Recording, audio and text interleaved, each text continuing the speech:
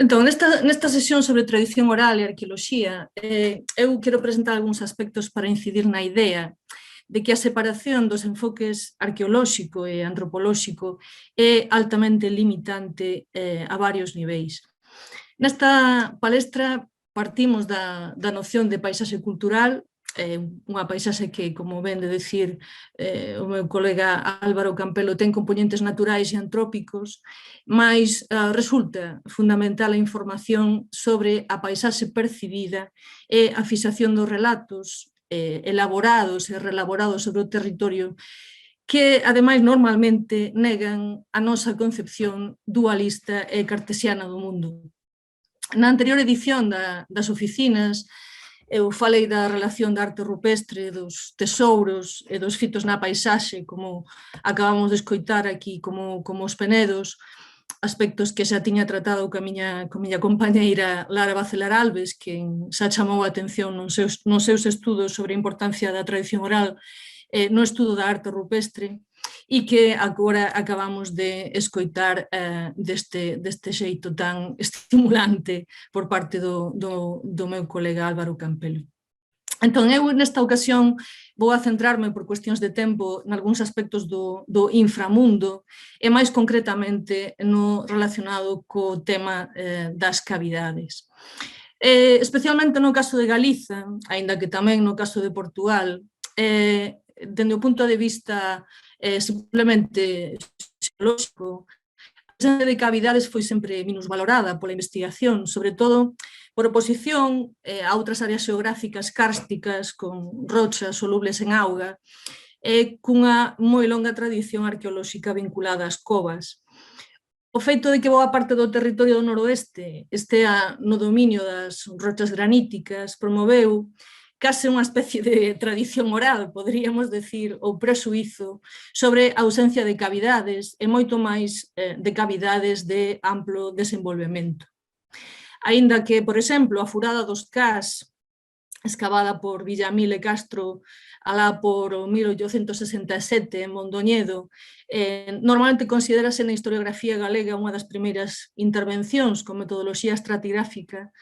A arqueoloxía de cavidades en Galicia nunca tivo ata agora unha valoración realmente efectiva. E tamén por esta mesma razón funcionou un forte presuízo con respecto ás posibilidades de localizar arte prehistórico vinculado a estes espazos, tendo en conta referentes tan potentes como a área franco-cantábrica para o caso da arte do Plistoceno ou a referencia do mundo meridional no caso da arte esquemática. Nesta investigación das cavidades e simas, a investigación nos últimos anos ten dado un salto cualitativo. Por un lado, xa sabemos que existen amplos sistemas de cavidades en granito, coñecidas co nome de pseudokarst. Ademais, nestas cavidades se veñen a publicar interesantísimos depósitos arqueolóxicos, aínda que é certo que todavía prima o estudo daqueles depósitos máis antigos, considerándose restos máis recentes como intrusións ou disrupción dos niveles considerados interesantes desde o punto de vista arqueolóxico. Esta pouca capacidade de lectura diacrónica e de integración da información etnográfica limita tamén moitísimo as posibilidades de entendemento dos usos e mentalidades. E para ilustrar iso, vou poñer solamente un simple exemplo. Esta imaxe que temos aquí é unha paisaxe, unha imaxe da paisaxe da zona da Cova do Santo entre Pardollán e Vilar de Silva, alá na zona da Serra de Anciña da Lastra, na saída do Sil cara de León, cara a Galicia. Esta cavidade, a Cova do Santo, é coñecida arqueolóxicamente porque proporcionou numerosos restos humanos e de animais, aportando unha información valiosísima sobre a e as características de poboacións da Idade do Bronce. De feito, é unha das mellores necrópolis coñecidas no ámbito do noroeste peninsular e foi publicada en revistas prestixiosas. Pero, curiosamente, estemos traballando por esa zona. A min sorprendeume moito que ninguna desas publicacións ou da información que trascendera deste achado non tan importante recollera aspectos que poderían aportar tanto ao contexto tanto concreto da cova como da contorna e que eran ampliamente significativos, como por exemplo a abundancia de ferro manifesta tanto na presencia de ocre nas proximidades, de feito aquí está unha mina romana, a mina de Melgoto, como as minas de pintura, como na presencia deste ferro nos mananciais de augas ferruxinosas que están en esta zona, concretamente un cerca desta igrexa de San Estevo que se ve aí, que son augas propicias, sobre todo para curar as anemias e os trastornos da infancia. Tanto que se indagamos na propia etioloxía ou causa do topónimo Cova do Santo, vemos que, o descubrín ali, porque ensinoumo o meu colega Santi Ferrer, que está directamente relacionado coa presencia dunhas ruínas dunha antiga capela dedicada a San Tomé, o santo do Arangaño, tamén chamado na zona o Arangañín, o santo que curaba o arangaño, o raquitismo infantil, cuya imaxe foi primeiro pasada desta capela a capela románica que se ve aí á esquerda e posteriormente a nova igrexa construída no pobo de Pardollán, sendo unha imaxe ampliamente valorada. Esta capela estaba inmediata a unha sima ou pozo que comunicaba directamente co interior da cova. E nas primeiras inspeccións que se fixeron destes osos na sima, vedes aí unhas fotografías que me cedeu Santi Ferrer, pois se veía ben que algúns deses osos todavía asomaban por esa especie de sima ou chimenea que comunicaba esa parte superior perto da capela co interior da cova. Tanto é así que a moitas persoas solamente os resultados do carbono 14 convencéronas de que eses achados que se tiñan producido dentro da cova eran da Idade do Bronce e non modernos, pois relativos á Guerra Civil ou á presenza de enterramentos na contorna. Este simple exemplo sirve para mí para mostrar como toda esta información enriquece sumamente a contextualización dun achado arqueolóxico dende varios puntos de vista e exemplifica moi ben o desentendemento entre ámbitos de coñecemento que normalmente se dá para abarcar a biografía dun lugar dun xeito integrado. Grandes avances non solamente dentro do punto de vista da arqueoloxía das cavidades, sino que se están facendo traballos sistemáticos como o Atlas de Cavidades de Galicia, que vai a completar o inventario de cavidades que elaborara a Federación Galega de Espeleoloxía lá polos anos 90 e céntrase fundamentalmente tanto na localización como na realización de topografía xeorreferenciada e coa aplicación de novas tecnoloxías para o levantamento do rexistro de todas estas cavidades. Pero como vemos, aínda que se teñen feito moitos avances dende o punto de vista da xeoloxía ou da arqueoloxía ou da espeleoloxía, todavía resúltame a min sorprendente a ausencia dun enfoque antropolóxico máis sistemático que podería integrar e enriquecer moito máis as dimensións tanto da investigación como da socialización destes achos. Esta separación, este percorrido académico separado da arqueoloxía e da antropoloxía non foi sempre así. Recordemos os traballos pioneiros dende o punto de vista humanístico do propio Martín Sarmento, o discurso de Taboada Chivite, o seu ingreso na Real Academia Galega titulado O culto das pedras no noroeste, do que me estaba lembrando agora ao escoitar a palestra anterior. Solamente a chegada dunha determinada perspectiva, fundamentalmente a que coñecemos como funcionalismo ou procesualismo na arqueoloxía, sobre todo, van a propiciar esta separación de disciplinas que vai a repercutir non solamente no seu divorcio académico na universidade, por exemplo, dende o punto de vista académico, sino que sobre todo vai a repercutir na negación destas narrativas como instrumento de investigación e vía de comprensión das mentalidades. Dende o noso punto de vista, os estudos vinculados ao mundo subterráneo conteñen unha enorme riqueza informativa en canto aos aspectos antropolóxicos que non está sendo suficientemente considerada. Non? Neste sentido, a mí parece máis referencial o traballo publicado por Marion Dowd sobre a arqueoloxía das cavidades en Irlanda, un libro que para min é redondo en canto á integración de distintos saberes en canto ao estudo, non? dun determinado fenómeno. Ou, por exemplo, toda a tradición académica que hai en México, por exemplo, donde o grupo, por exemplo, espeleolóxico AHAU, leva unha dinámica de traballo coas cavidades integrando non todas estas distintas perspectivas e publicando, por exemplo, libros sobre mitos e cavernas de México. Non?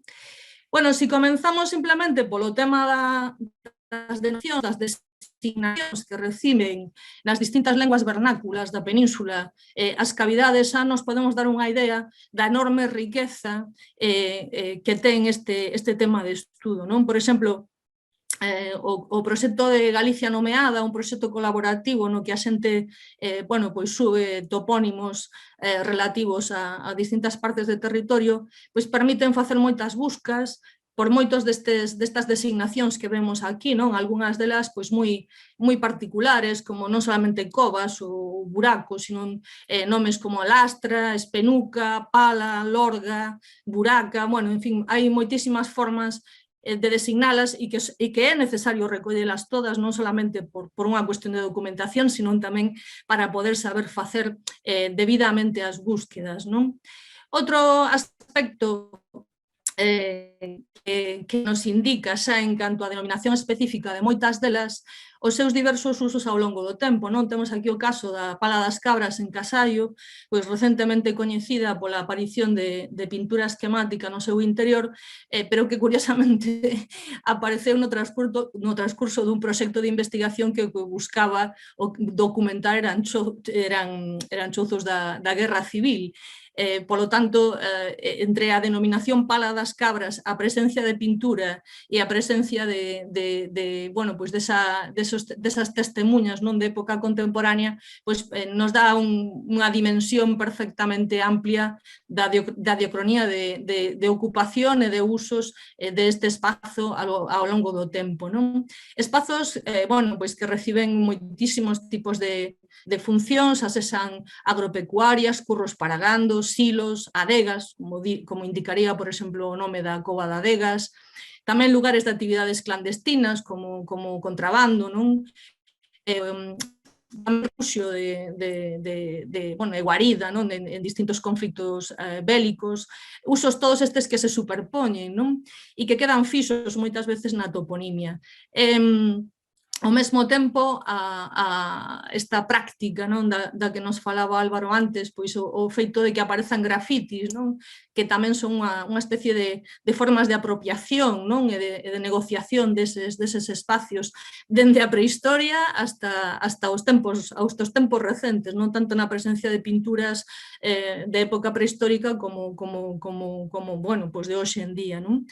En todo caso, a min resultame moi suxestivo o aspecto sinalado por Marion Dowd, que di que as actividades antrópicas no interior das covas non sempre deixan pegadas dende o punto de vista material, o que quere decir que non sempre son identificables dende o punto de vista arqueolóxico. Non? Hai que identificar esa práctica dende outros aspectos.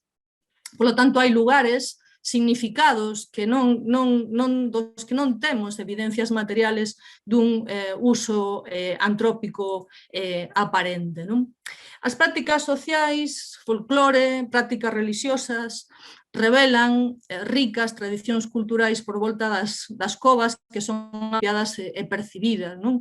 Para comenzar, as covas son lugares que provocan unha resposta emocional particular, non? Dende o punto de vista sensorial, a falta de luz, os sons particulares, os cheiros, a podre, as posturas corporais que en moitas ocasións hai que adoptar, non? E temos que ter en conta este potencial que teñen tamén para transformar mental, espiritual e socialmente a unha persoa. Así entendemos a atribución de valores simbólicos pois expresada en diversos aspectos. Non? Aquí nos fixaremos non tanto en como son usadas dende o punto de vista contemporáneo, como en como son percibidas, deténdonos pois, en aspectos simbólicos. Non? En palabras do propio Taboada Chivite, ficou na memoria da xente un mundo que non é noso, un mundo de seres míticos con forzas máxicas e vida soterrada e sobrenatural. Non? As covas son percibidas como os lugares dos outros, a toponimia marca moitísimas como os lugares onde habita a mourindade, tanto os mouros como as mouras ou os encantos. Moi frecuente a vinculación das covas con mulleres de capacidades sobrenaturais, o que tamén é unha constante, non só en relación ás mouras como constructoras de paisaxes, senón tamén en relación coas brusas ou coas mulleres perigosas que viven a amarse do social abrigadas ou abeiradas nestes antros. Non? Sería o caso, por exemplo, da imaxe mitolóxica da raíña Lupa, non?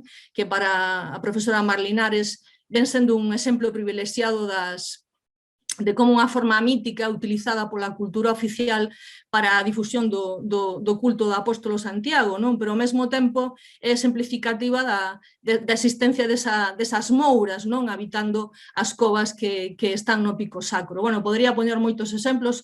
Ora, como esta temporada estuve en Extremadura, pois o exemplo de la Serrana de la Sierra, non? É unha imaxe que é tan forte na paisaxe que incluso ten unha figura a entrada do sitio de Garganta la Olla, non? Donde se conta a historia desta muller que atrapa homes e que os leva á súa cova donde finalmente os devora. Non? Bueno, moitos exemplos, non me podo deter. Tamén animales fantásticos, como podrían, bueno, todas as covas obviamente son goridas de animais, está recollido na toponimia, pa da osa, pala da raposa, lapas cabreiras, non?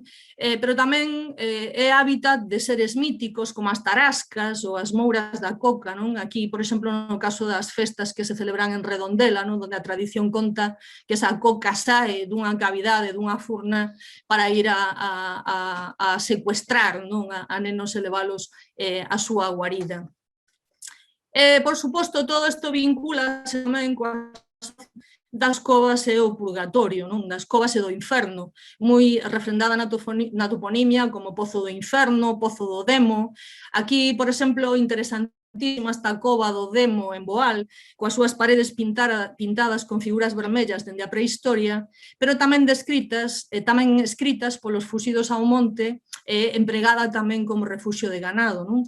É moi curioso porque as pinturas en vermello evocan a iconografía cristiá do Demo, o Demo vermello, non? A mesma das pinturas de tradición románica da iglesia que se encontra nas inmediacións desta cavidade, ou dos disfraces dos diaños do Entroido, como poden ser, por exemplo, os diaños de Viñais, non? Vestidos de vermello, non? Esa presencia do vermello, non? Como un elemento perigoso. Non?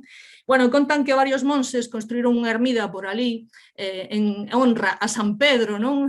O propio San Pedro, non? Fala tamén desa presencia da pedra.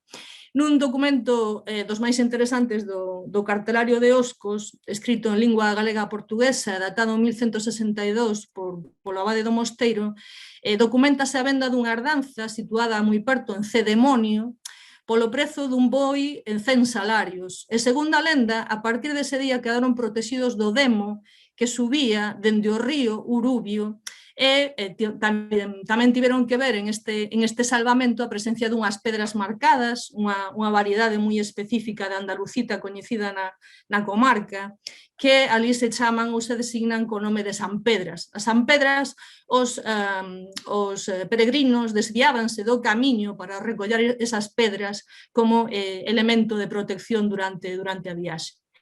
De entre todas as covas, unha das máis famosas é a cova de Salamanca. A cova de Salamanca na que o propio Demo conta a lenda que daba clases da súa doctrina a 7 alumnos por 7 anos. esta cova de Salamanca que eu sempre quixen coñecer dende nena.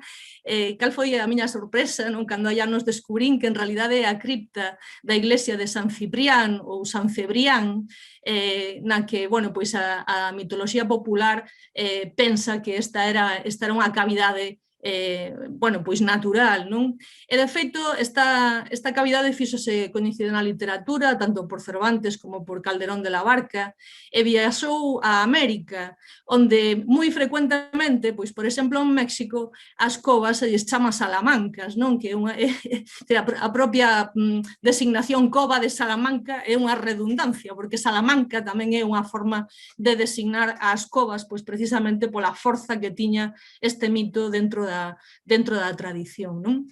De aí pasamos por suposto, a cristianización das simas, non? E das covas, e da realización de cultos no interior das mesmas, das que temos moitos exemplos. A Costa do Buraco da Pala, da miña colega Alexandra, cristianizada polo propio bispo de Braganza, non? Ou a propia cova de Peñalba, vinculada ao tema do eremitismo, e, por suposto, os enclaves cristianizados con grande peso, non? Na tradición peninsular, como poden ser Covadonga, ou como pode ser a cova da aparición de Lourdes en Francia, non? Comentaban, hai pouquiño, bueno, aí teño varios exemplos, a cova da Virxe da Franqueira, na Cañiza, no Monte Paradanta, ou, por suposto, o santuario de la Virgen de la Peña de Francia, en Salamanca, non? Pois son solamente algúns dos exemplos desas aparicións marianas que marcan a sacralización do interior dunha cova. É moi curioso porque buscando información sobre isto descubrín, estiven bueno, vendo que hai moitísimas recreacións destas covas para a práctica de cultos en distintos lugares donde non é frecuente a aparición de cavidades, non? É dicir, é unha forma de xeración de neocovas. E esta xeración de neocovas é moi curiosa porque tamén se dá na arqueoloxía.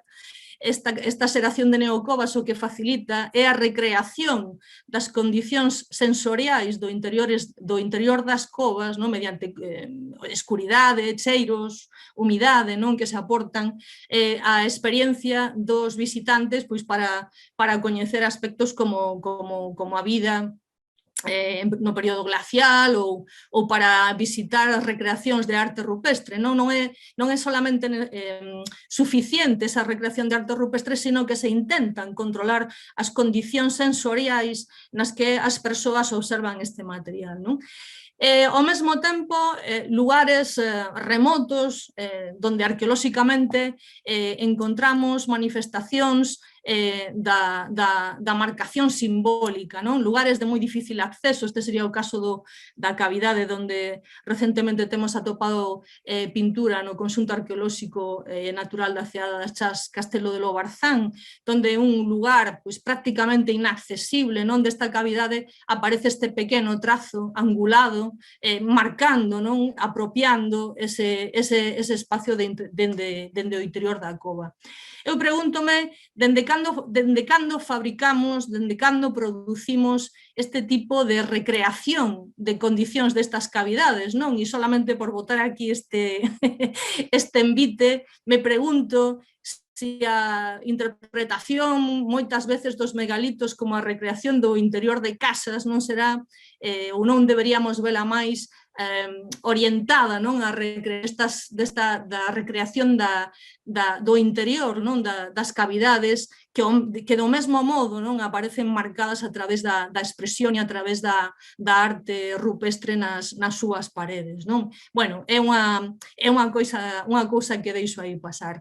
Moi interesante tamén a cuestión de cuestionar a nosa mentalidade cartesiana en canto ao que é natural e artificial nas cavidades, non? E teño aquí dous exemplos. Por exemplo, á esquerda, a cavidade natural que é percibida polas poboacións locais como feita, non? Sempre se di da cova das Chollas que foi feita polos mouros, aínda que é unha cova natural.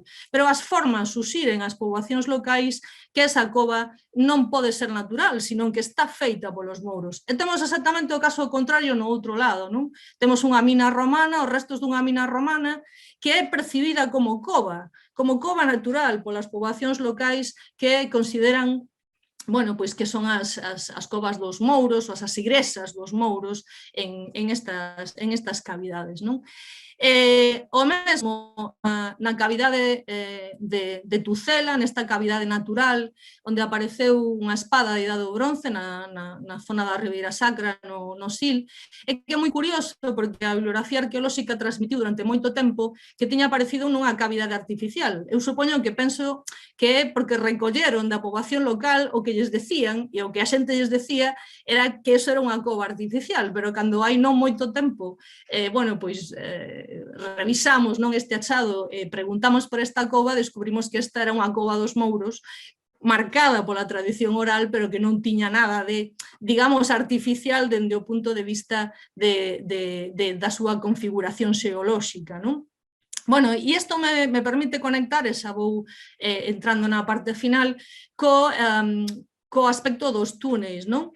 Porque un aspecto no medio, non, entre isto de artificial e non artificial, é a sobredimensión que se ofrece en moitas ocasións do tamaño de algunhas cousas, como por exemplo dos túneis, non? Pois, por exemplo, se di que no interior desta cova hai un túnel que relaciona a cova, bueno, pois chega este túnel ao río Mao, non, moi lonxe.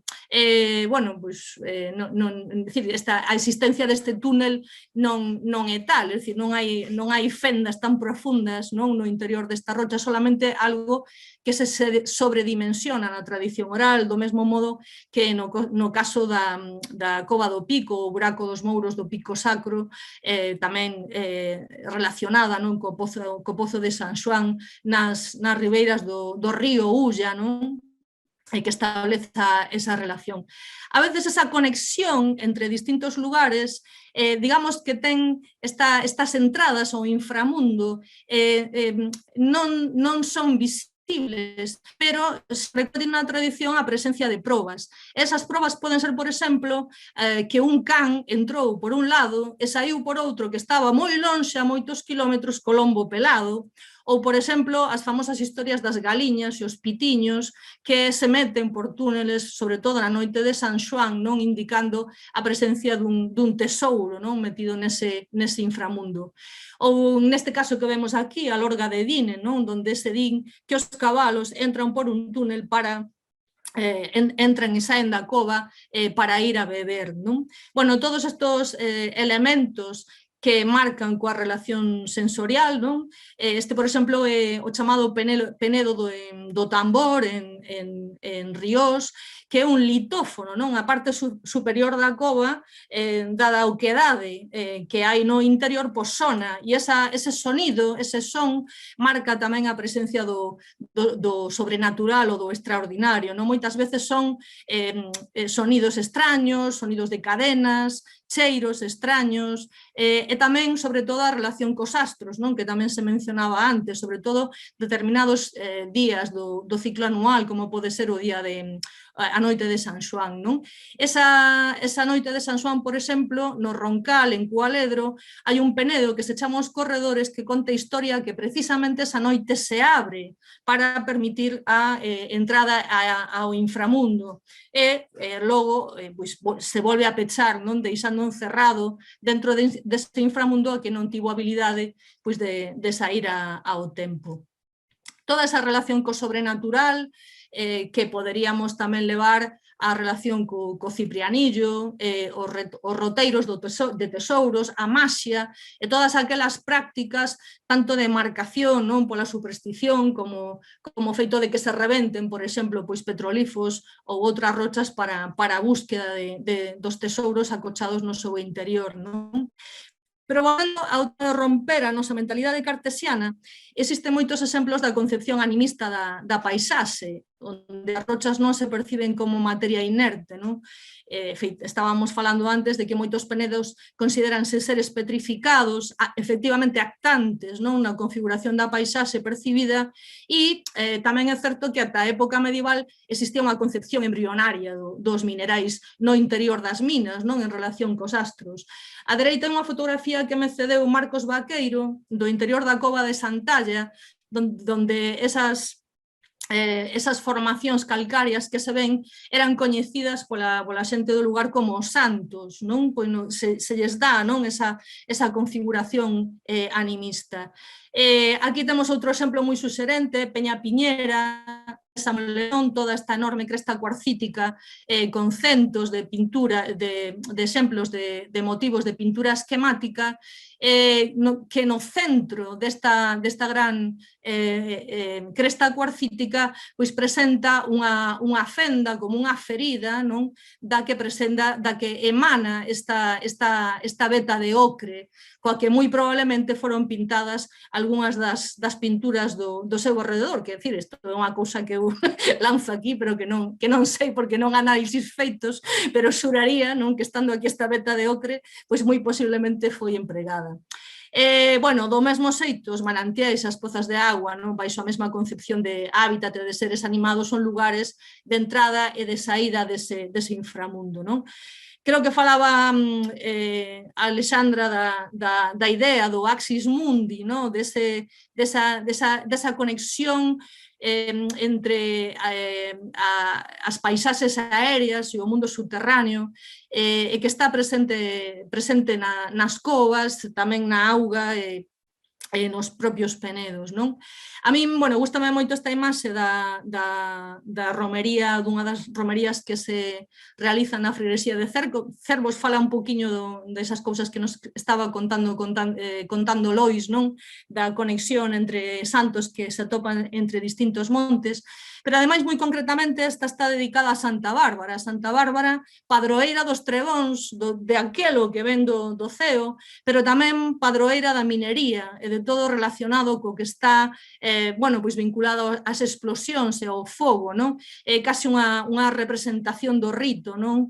Bueno, pois cargada desta performatividade, non? Desta representación da cultura representada en esta figura, non? Da Santa Bárbara, unindo bueno, pois distintos planos temporais.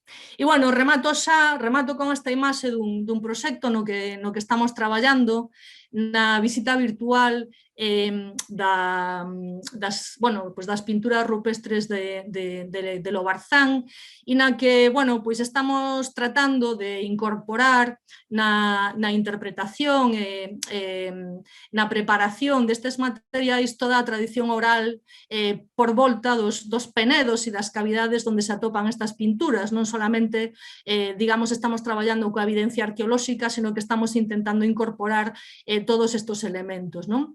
As historias fican ancoradas nos topónimos, creando estas cartografías míticas do territorio, non? Outras veces, pois simplemente permanecen na memoria ou se crea unha topoloxía simbólica que pois non sempre ten un referente concreto na paisaxe.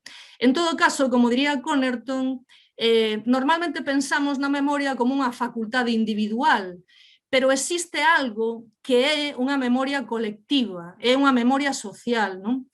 Esta concepción do inframundo do que falamos non son segmentos illados de memoria individual aquí e alá, sino que entre todos eles conforman o que entendemos como unha memoria social. Son lugares conectados simbólicamente a través dun ritual representado de xeito reiterado e colectivo por unha comunidade de persoas que comparten os mesmos relatos e as mesmas memorias. E esta é a forma na que as sociedades recordan. Por eso eu tamén concordo dun xeito total, non, co que estaba comentando antes Álvaro, de que esta non é unha simple cuestión anecdótica, non se trata de recoller documentación pois como unha curiosidade folclorista, non? Senón que isto ten importancia na práctica metodolóxica da nosa investigación. Temos que ter en conta que hai lugares naturais, físicamente inalterados pola acción antrópica, pero que poden ter adquirido un significado especial para as comunidades do presente e do pasado, e que isto só é posible recoñecelo a través da identificación de vestixios de actividades humanas nas súas inmediacións, na que xa fora chamada Arqueoloxía dos espazos naturais por Richard Bradley, non?